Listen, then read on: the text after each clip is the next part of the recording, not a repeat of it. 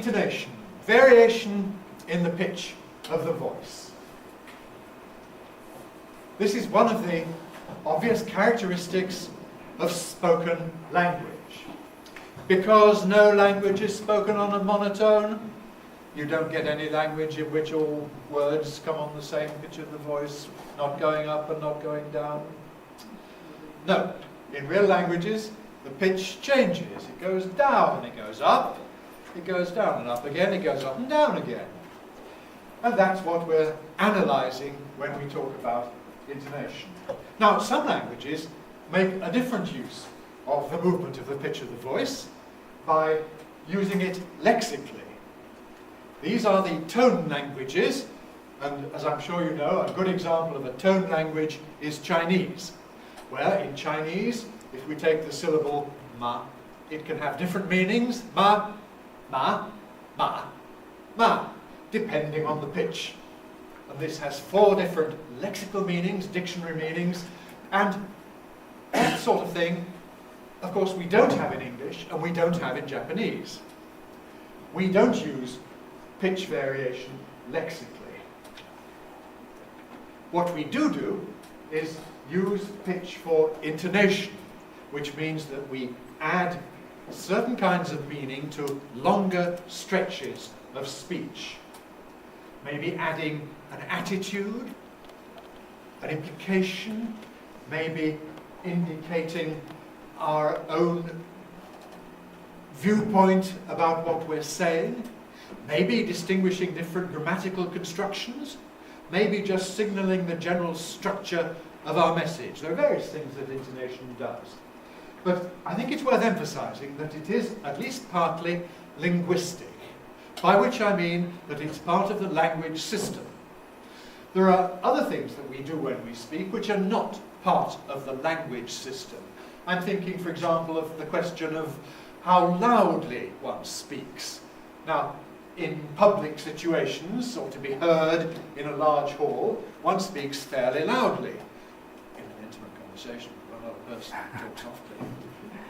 In an intimate conversation with one person, you might talk very softly. That's not linguistic. That's something that's, as we say, paralinguistic or extralinguistic, not part of the language system.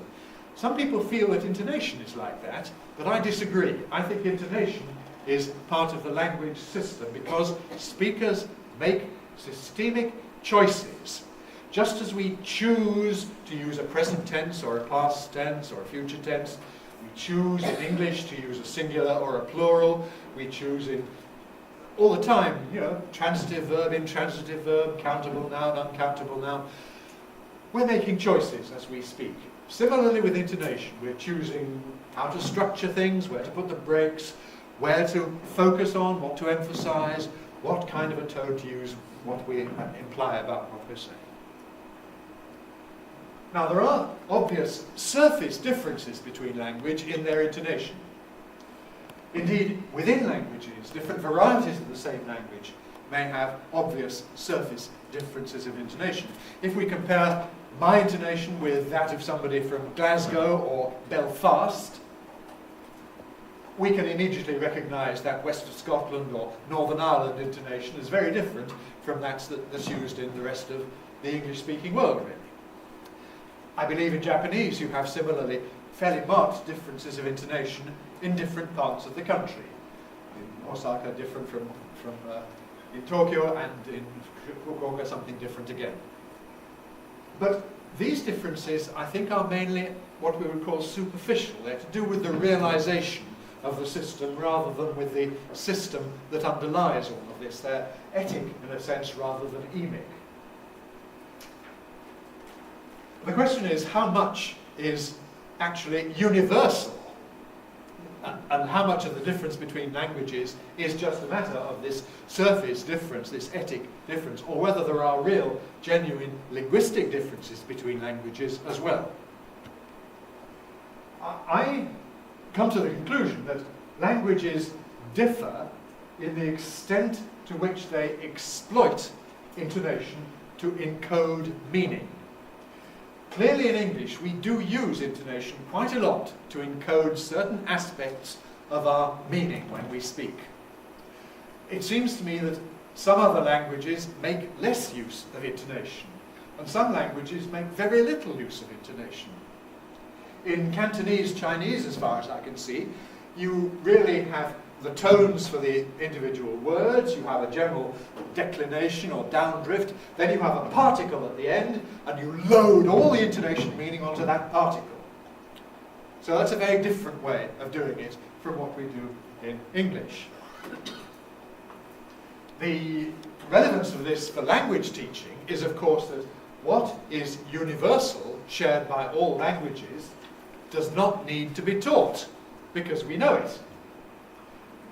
But what is language specific, what varies from one language to another, does need to be taught, or putting it more mildly, may need to be taught.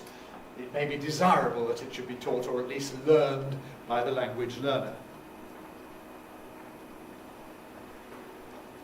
Well, the way I'm going to present things is in terms of three types of systemic choice.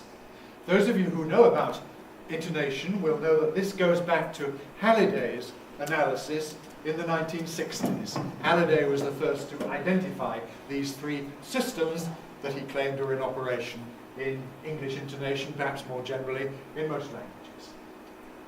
The first of these, which Halliday calls tonality, concerns the location of the intonation breaks.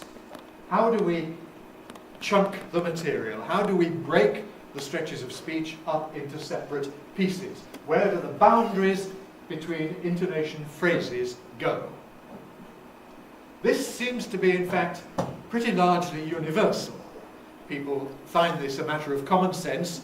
They don't need to be taught it explicitly. The second question, the matter of tone. What tones are used? What are the tones?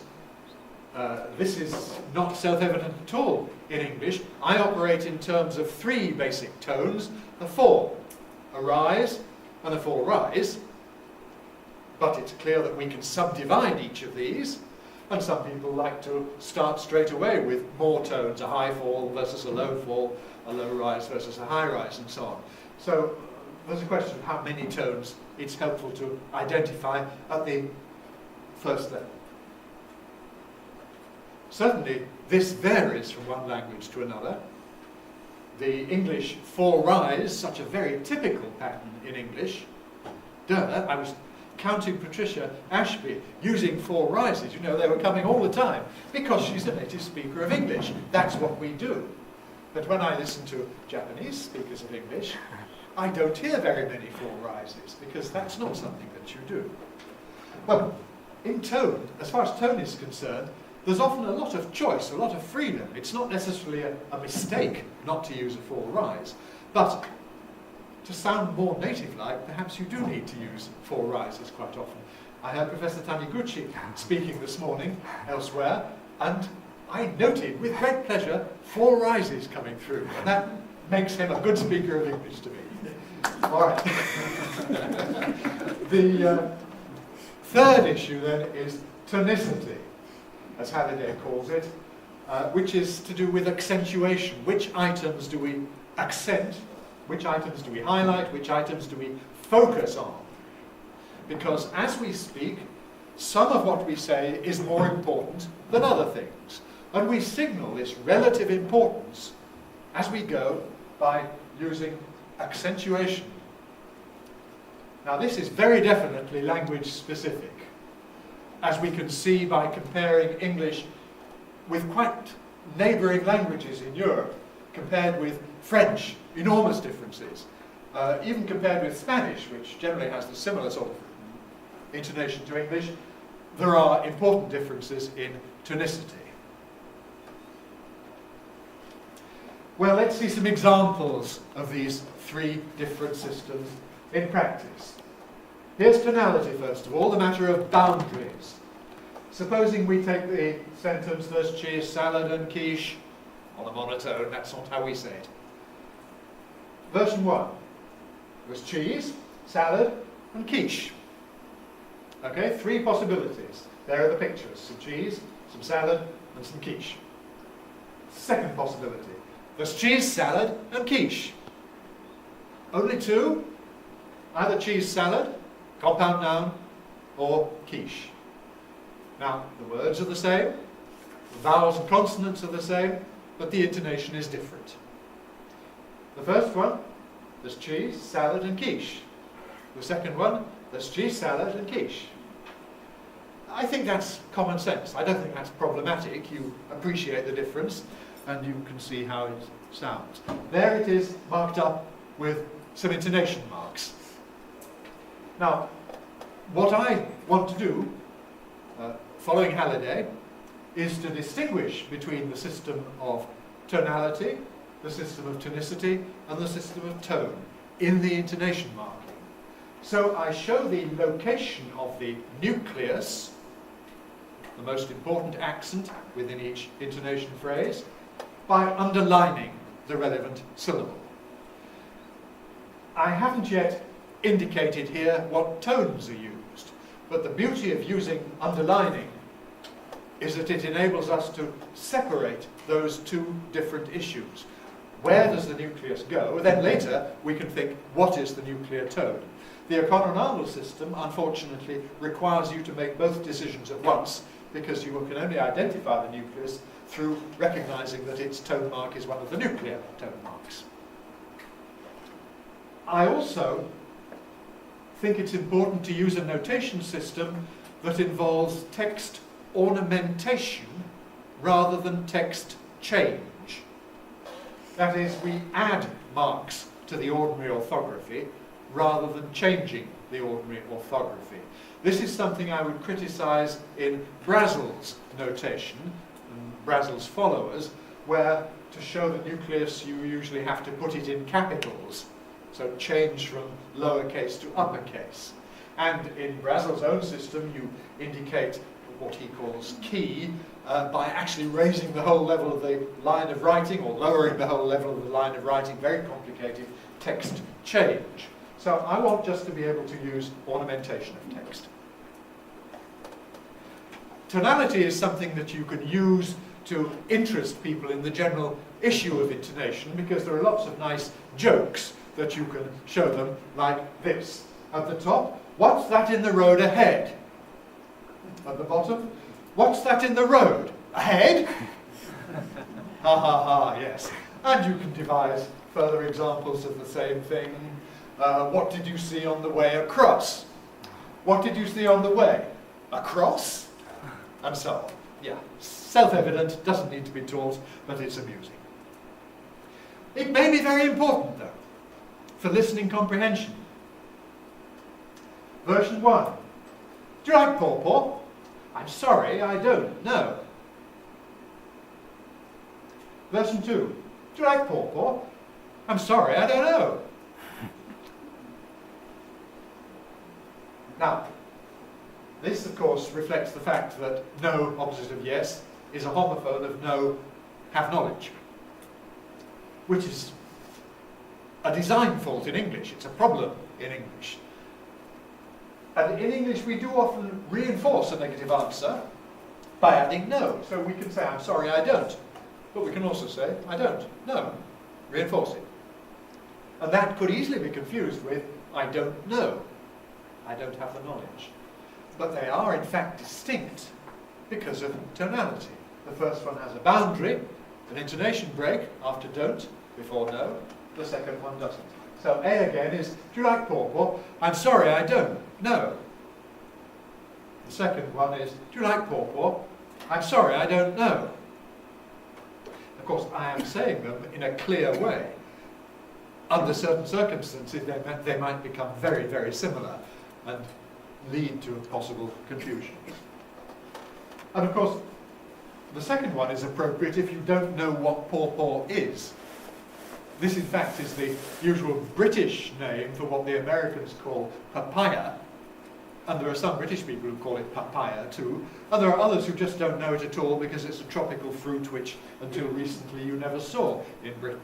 So, to say I don't know is a reasonable answer to this question. But if you do know it, you can still say I don't know. Moving on to tone. It's not easy to find absolutely clear-cut examples of English where the choice of tone makes a difference to the interpretation. Because very often you can use a variety of different tones and the difference will be a matter of attitude or sort of secondary meaning rather than primary meaning. But here's a good example of the difference between a fall and a rise, a high fall versus a high rise. A says, Alvin saw his friends. B says, well, what does B say? B might say, who? Or B might say, who? Do you get the difference of meaning? Alvin saw his friends. Who? Alvin saw his friends. Who? The first one, Alvin saw his friends. Who? Means I didn't understand what you said. I didn't catch the name. Who are you talking about? The second one means Alvin saw his friends. Who? What are the names of the friends? Who are the friends? Which friends? So that is in fact conveyed by the choice of tone. The high rise asks for a repetition. It's what we call a pardon question. Pardon? Sorry, what did you say? The second one, the fall, asks for further amplification. It's an ordinary WH question. WH questions tend to have a fall. So the first means, please repeat, I didn't catch what you said. The second means, please amplify, who were the friends he saw. That difference is carried by tone. The general pattern in English then is for certain types of sentence to have a fall and others to have a rise. Now, we have a problem you may be familiar with when teaching intonation, that some students find it very difficult to hear the difference between a fall and a rise. Some people find it easy. People with musical ability, for them you just have to tell them, and you tell them once, and from then on it's obvious. They don't need to be taught. Others find it difficult. You give them ear training, and they still find it hard. Well, at least if they're native speakers of English, one way in is to make them think about exclamations, because exclamations have a fall. Wow!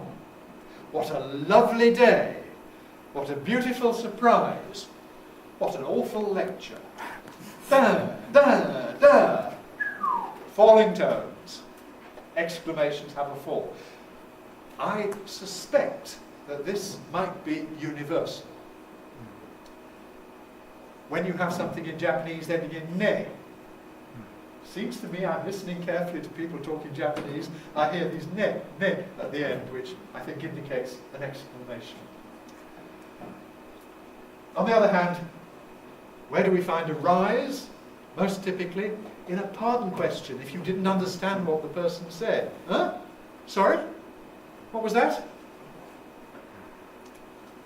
Again, I don't know. Is this universal? Because if that's universal, that's a way. So you have to compare a given tone with an exclamation, which we know are falls, and with a pardon question, which we know are rises. That's perhaps a helpful starting point. There are some exclamations. It's wonderful. What a lovely day. Wasn't it awful? Now, this is an academic conference. If this was a group of teachers, I'd ask you to say these. Would you feel terribly offended if I asked you to say them and to do them after me? Let's do a fall. It's wonderful. It's wonderful. Wonderful. What a lovely day. What a lovely day. Right. Wasn't it awful? Wasn't it awful? Okay. And here are some pardon questions. British type? Sorry? Sorry? Sorry? American type? Huh? Huh? Huh? Or other examples, how many? How many? There were 300 people in the room. How many? How many? How many? I swam the channel. You did what? You did what? You did what? What? Okay, pardon questions. I also find that it's helpful for beginners of English as a foreign language intonation to be given these simple rules. Although in English you can have virtually any tone for virtually any kind of sentence, except for exclamations and pardon questions, there is a default or a neutral or unmarked possibility that doesn't add any special meaning, and that's a rise in the case of yes-no questions, but a fall for everything else. Now that's a nice simple rule which people can learn and understand. It does require understanding the difference between a yes-no question and a WH question, but they have to learn that. So there are two examples of yes-no questions. Are you sitting comfortably? Are you sitting comfortably? Is that the right answer? Is that the right answer? And those of you who are very familiar with British and American pronunciation and how they differ may note here that there is a typical difference in those patterns. What I've given you is the British version. The more characteristic American one might be, are you sitting comfortably? And is that the right answer? Where the difference in intonation relates to the early part of the sentence. I always concentrate on the common core, the shared core, rather than getting too excited about the superficial differences between different varieties of the language.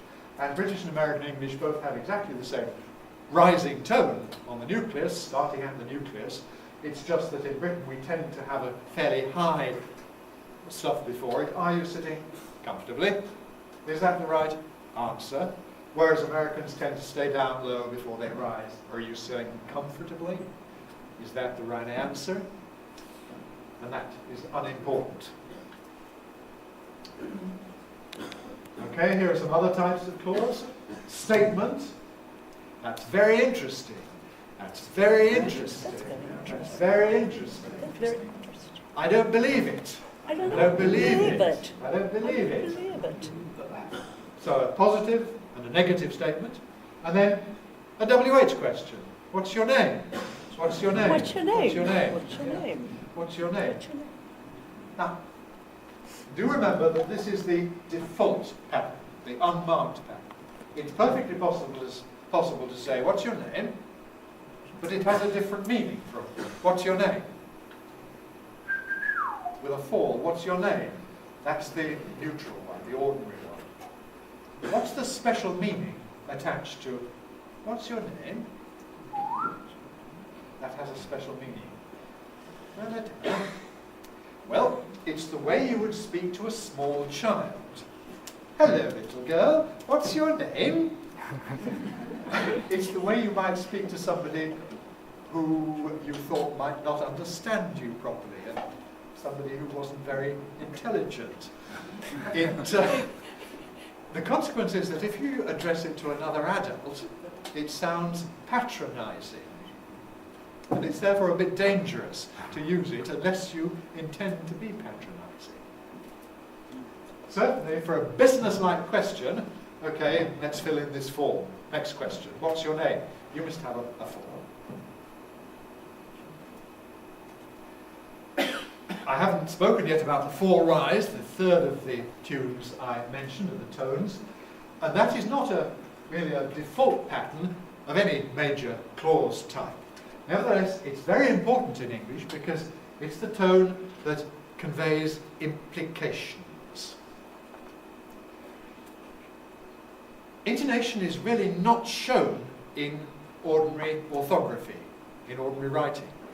To some extent, of course, the tonality is indicated by the punctuation marks, which tell you how the stuff is structured. But the tone is certainly not shown. And this means that you can report somebody's words to a court of law or in a newspaper and faithfully, correctly say what the words were that they used. But you may be failing to report the implication of what they said if you don't also signal the intonation, which we usually don't. We even have a sort of regular saying for this in English. It's not what you said, it's the way that you said it that I found unacceptable. So it's not the words, not the choice of words, but the implications conveyed by the intonation. And this is where the four rise most typically comes in. Now, somebody tells you something, you might say, that's very interesting, straightforward. But you might say, Oh, that's very interesting. Now that has an implication. It means but something else. But, for example, but I don't believe it. Or, but I've heard it before. Or, but you haven't proved it. That's very interesting. That's implied by that for rise. Whether you then spell it out and say, but I don't believe it, or if you don't spell it out, then it's just left to be understood.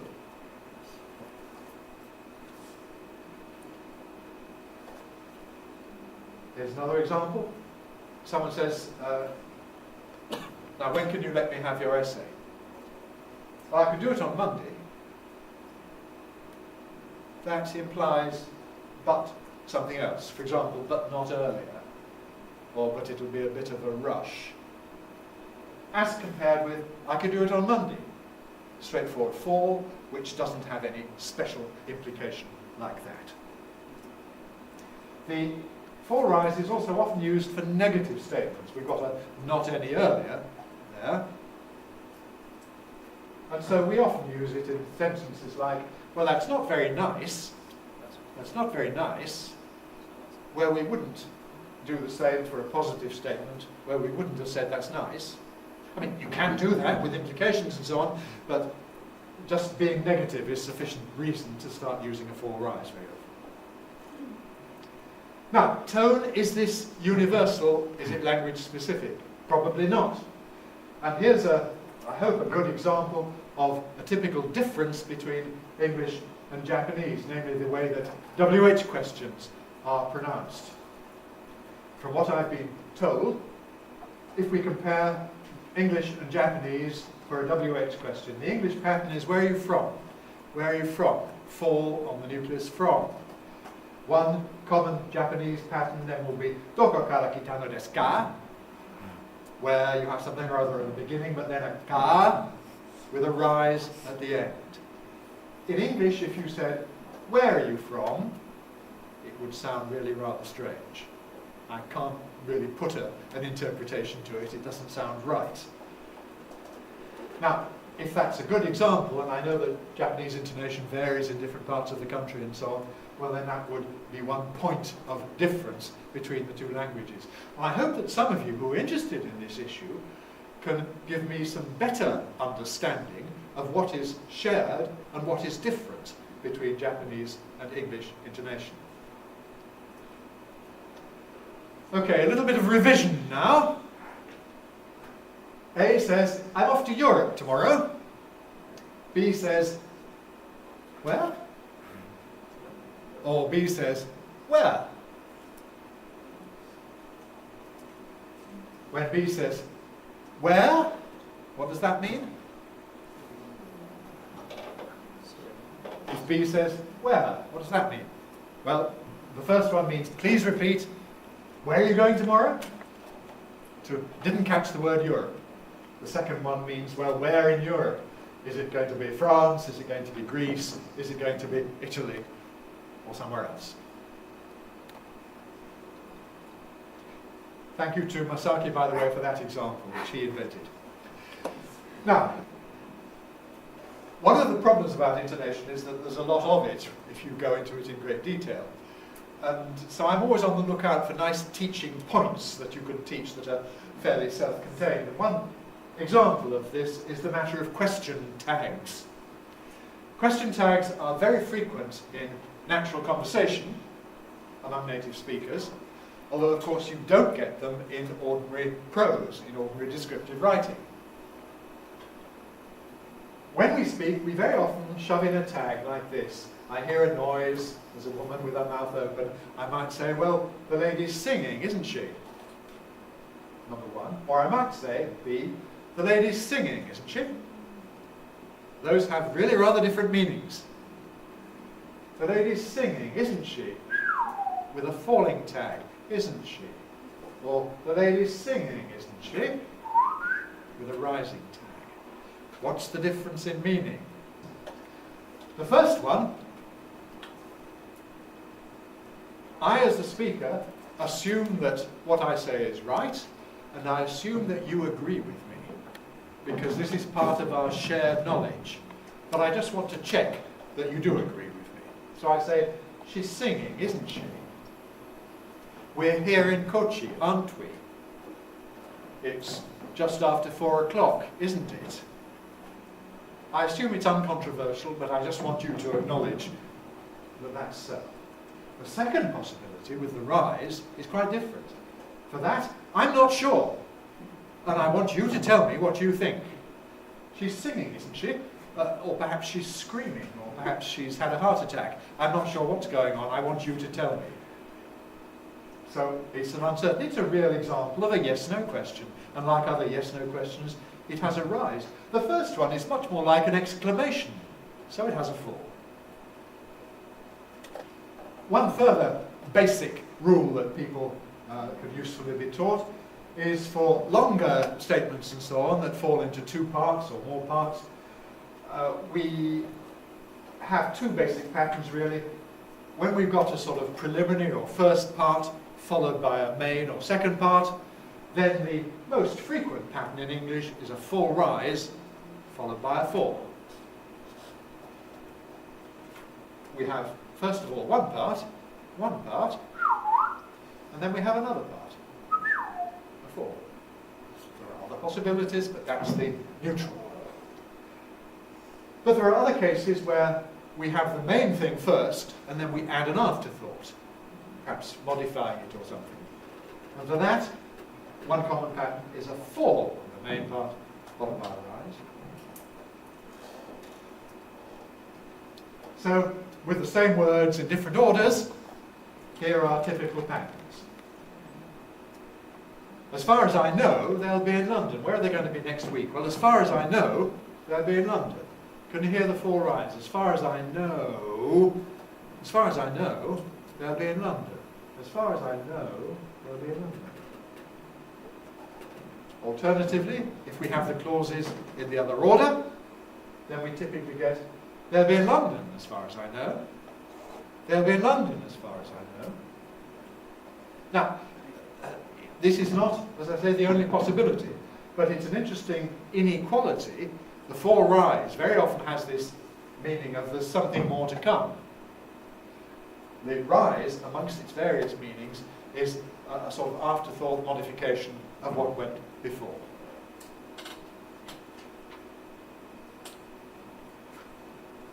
The best known examples of tonicity are when we vary the tonicity on the same sentence, vary the place of the nucleus, corresponding to various different meanings. So we take the sentence, I'm planning to fly to Italy. And we come out with possibilities like, I'm planning to fly to Italy. I'm using a fall there, but I could do it with a 4 rise. I'm planning to fly to Italy. I can do it with a rise. I'm planning to fly to Italy. The nucleus, though, is on it.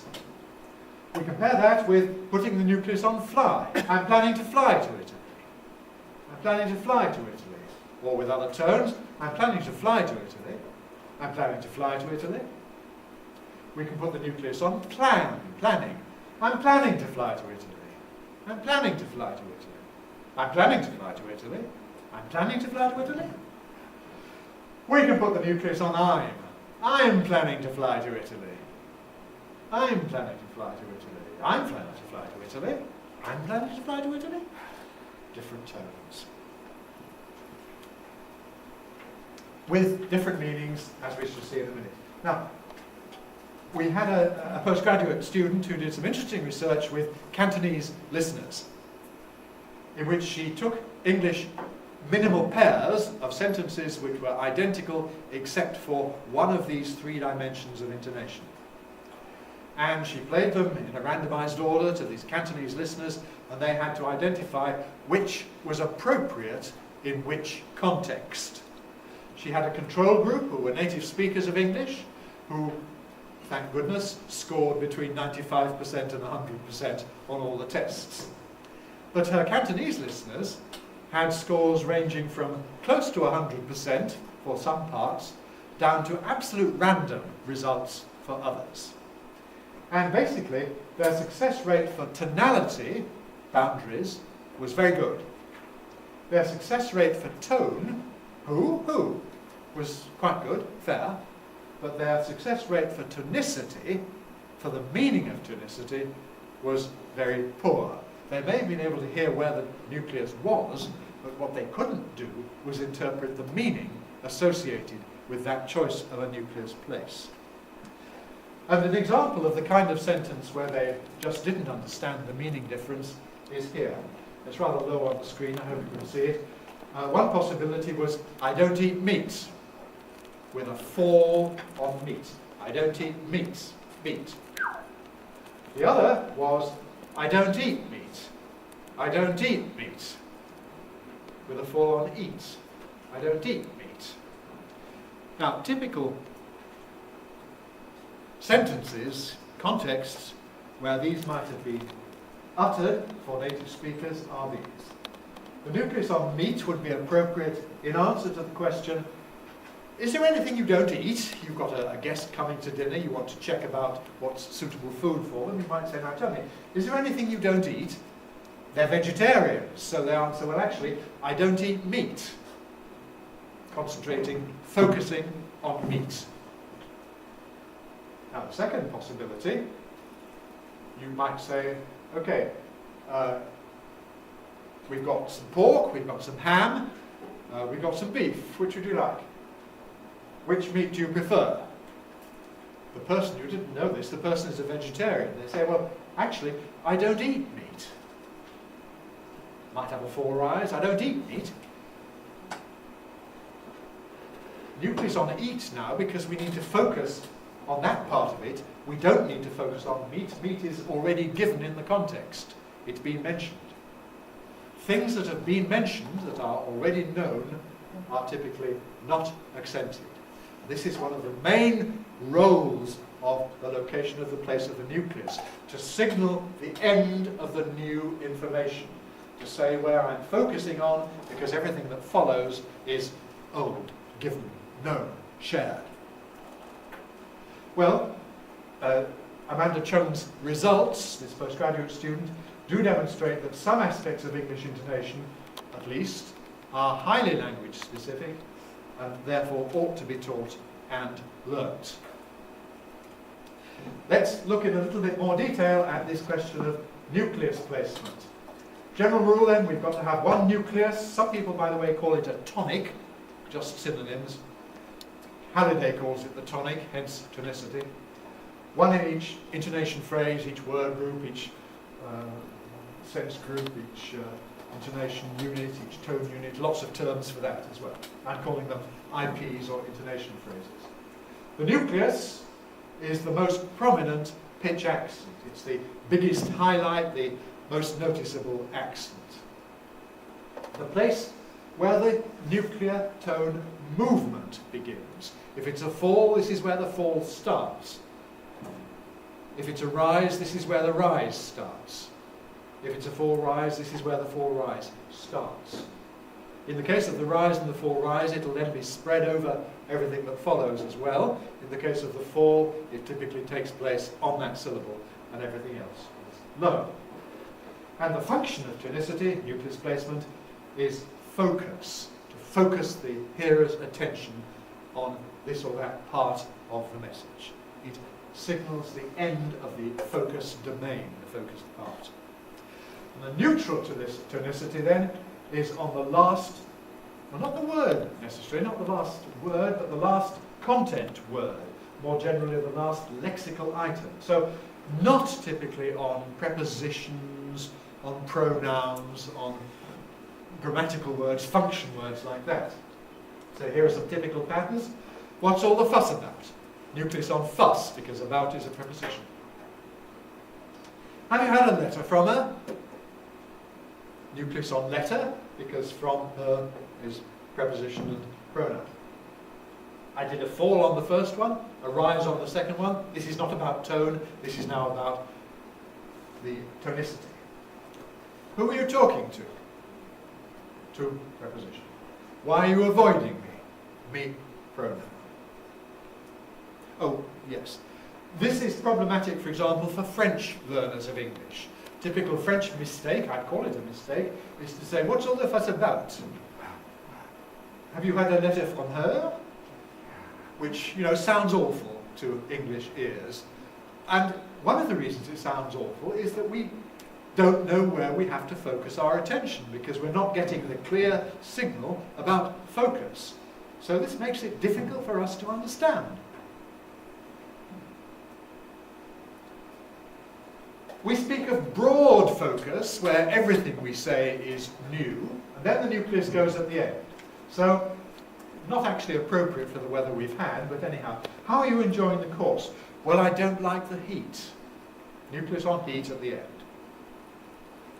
But we also have narrow focus, when we focus on just one part of the intonation phrase and place the nucleus there. I think we'll skip the examples. We don't put the nucleus on repeated items and old information. So the place of the nucleus indicates the end of the new information. Let's go back to our heat. Now somebody might say to you, what do you think of the heat? Heat is now mentioned already. It's old information. So these same words, if used, would have to be said with the nucleus on like. That's the end of the new stuff. I don't like the heat. What do you think of the heat? Well, I don't like it. I don't like the heat. If somebody says, do you like the heat? Now, like the heat is all repeated, all old, so we put the nucleus on the last of the new bit, which is now don't. Now, I don't like the heat. Do you like the heat? No, I don't like the heat. Now tell me, is there anyone here who doesn't like the heat? Well, I don't like the heat. Don't like the heat is all repeated. Nucleus on I. In this particular construction, it probably would have a full rise, negative. Well, I don't like the heat, and contrastive between I and other people. And so, depending on the question that was asked, the same words in the answer would be appropriately structured with the nucleus in different places. Actors in a play, a playwright provides the words they have to say. It's up to the actor to identify the appropriate intonation pattern. And this is one of the very important things that good actors can do correctly, and that sometimes learners of English as a foreign language make a mess of, despite otherwise good acting skills. So we don't accent repeated items. Sally's got a dog. We might ask, we wouldn't say, what breed of dog? That's nonsense. If you say to me, Sally's got a dog, and I say, what breed of dog? You would think either I'm an idiot, or I didn't hear correctly what you said, because my reply would be nonsensical with the nucleus on dog. Dog is repeated, so the proper answer is, what breed of dog? Or what breed of dog? Fall or right. What breed of dog? Here's a more interesting example. Shall we walk to the restaurant? Yes, I prefer to go on foot. Now, the question probably would be with the nucleus on walk. We're talking about going out for a meal this evening, and it's a nice evening, so shall we walk to the restaurant? Or shall we walk to the restaurant? Don't mind what tone, but nucleus on walk. Now, in my answer, I'm not using the word walk, but I'm using a synonym, go on foot. And so we treat it as already given. Yeah, I prefer to do that. I prefer to go on foot. I prefer to go on foot. Another example of the same thing. Can I introduce you to the manager? Here he is. Oh, I've already met Mr. Jenkins.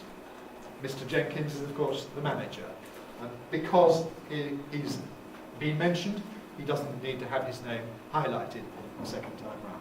But you could highlight it if you want to start comparing this manager with other people coming. English is interestingly different from other languages that so far do much the same sort of thing. The French don't, but Spanish is like English in avoiding the placement of the nucleus on a repeated item.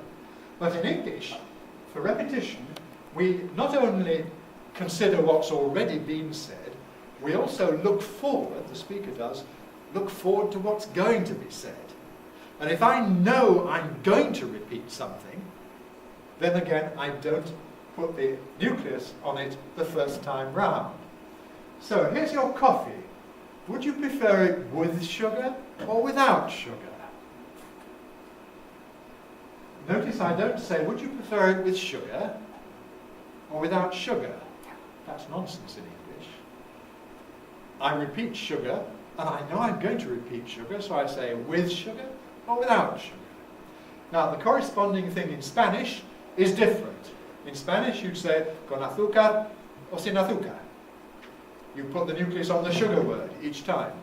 And that strikes us, English speakers, as absurd when Spanish speakers do it in English.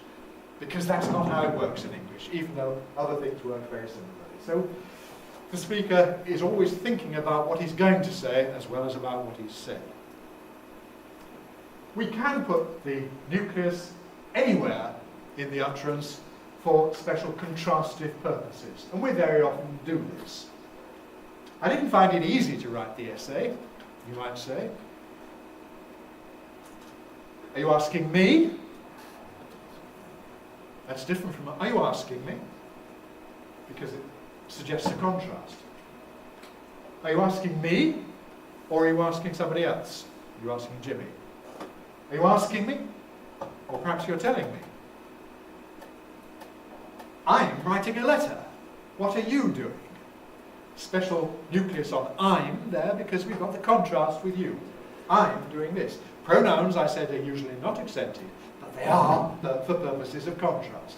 I'm writing a letter. What are you doing? We can also put special placement of the nucleus to indicate a change of polarity from positive to negative or from negative to positive. You took my plate. I didn't take your plate. Nucleus on didn't, because that's the word that carries the negative.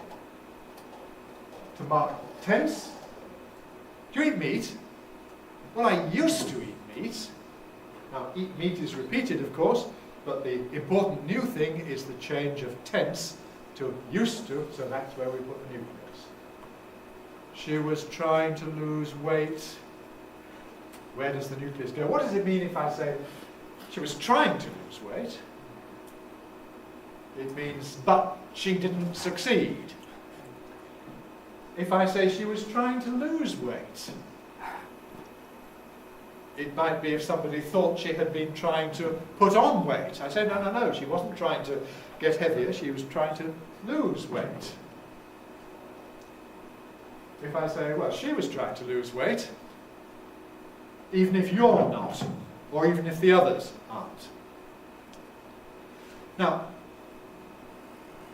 one thing that you might not think of as being part of intonation, but it is in fact the cause of many Japanese errors in English intonation, concerns compounds, compound nouns in particular, and particularly those that are written as two separate words. If you put the nucleus on an item such as library book, the fall or the rise or whatever has to start on library, because this is a compound, and it therefore has early stress on the first element. I want to change my library book. I'm going to buy some running shoes. If you said, I'm going to buy some running shoes, well, it sounds very strange. It's as if the shoes are running instead of shoes for running. This is a compound noun. I'm going to buy some running shoes. Have you paid the entrance fee? Where does the nucleus go? Entrance fee. Have you paid the entrance fee? It's time to submit a progress report, or American a progress report. Where does the nucleus go? Progress report, because they're compounds. The other problem is this matter of function words, which we can skip over because we've looked at that. Although we can emphasize function words for contrast, as we've seen. Now, another trap that even people who are very good sometimes get wrong is what we refer to as empty words, words that have very little meaning of their own.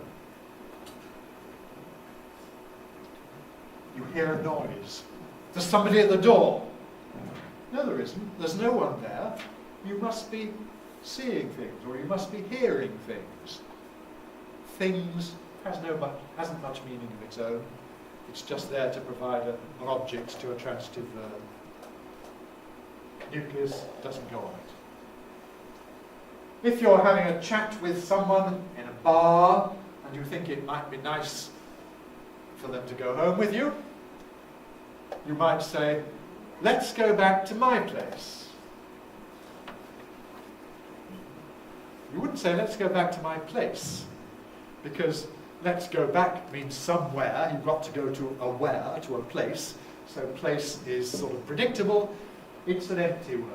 The important thing is we go back to, in fact, younger people in English now are more and more using the expression, let's go back to mine, which means the same thing, to my place, my house, my flat, my apartment. Oh dear, we've had this embarrassing mistake. Whatever are you going to tell people? You don't need to say what you're going to tell people. That would suggest, well, I'm going to tell animals one thing and I'll tell people something else, which is absurd. No, what are you going to tell people? You know, of course, that the verb tell in English normally requires an object. You can't say, what are you going to tell? So people is there really for grammatical reasons, just to provide an object. And it's not worthy of being highlighted. The train was crowded, so we decided to catch a later one. I think most of you know about this. One, in this dummy sense, doesn't get accented. It doesn't have any special meaning. A later one, a green one, a red one, a blue one, an earlier one. More interestingly, final adverbs, adverbials of time and place are typically not accented, or quite often not accented, even though they may strictly be new. So you might start a conversation by saying, I had an unexpected letter yesterday. I had an unexpected letter yesterday. We don't have to highlight yesterday. Now, we can do. We can also say, I had an unexpected letter yesterday. Give it its own group, its own intonation phrase with a rise shoved on the end as an afterthought. It's not an essential part of the message. You could just say, I had an unexpected letter. Yesterday is a kind of afterthought. There were a lot of people. There were a lot of people in the room. There's a mosquito. There's a mosquito on your finger.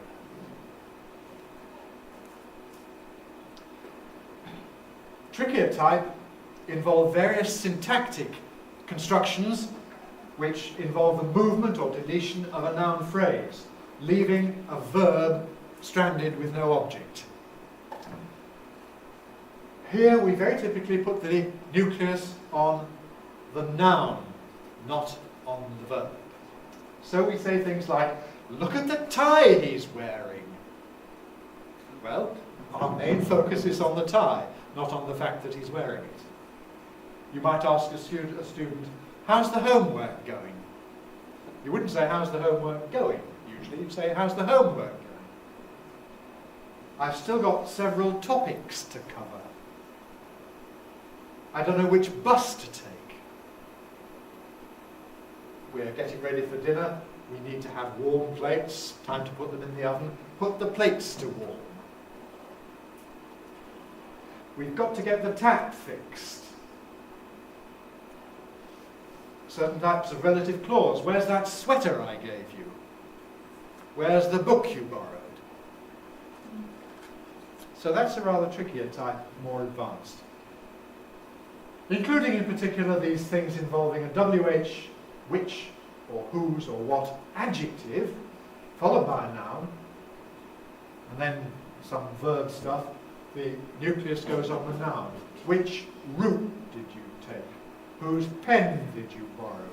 What arrangements have you made? Which hotel are you staying in? What sort of food do you prefer? Compare with that when the noun is not lexically present. If we just say instead, what did you borrow? Then the nucleus goes on the verb. What did you borrow? What have you made? Where are you staying? Nucleus on staying. What do you prefer? Prefer. So it's very specifically these that involve a WH adjective and then a noun after it. The nucleus goes on the noun. So you can see this leads on to more and more complex matters. And it's a matter of the It's for the teacher to judge just how complicated to get with any particular level of study. There's simple stuff which is fun for beginners. There's sophisticated syntactic analysis that is suitable material for university students, even at quite a high level. We have a special category called events and disasters, where again the nucleus goes on the noun, not on the verb. These are intransitive verbs typically, so they are final in the sentence. Even so, they don't get the nucleus. Brr, brr, listen, the phone's ringing. We don't say the phone's ringing. What do you expect the phone to do? That's what phones do, they ring. So we focus on the phone. The phone's ringing. No luck. The car won't start. Well, you could say the car won't start. If we're talking about the car, what's the matter with the car? It won't start. But reporting this general disaster, why can't we set off? Well, the car won't start. The car won't start. Watch out, there's a train coming. The fact that it's coming is perhaps not important. The fact is that there is a train about to be here, so there's a train coming. So we emphasize train. Oh dear, my watch has stopped. Thank you very much, and that's the end of the lecture. Thank you very much.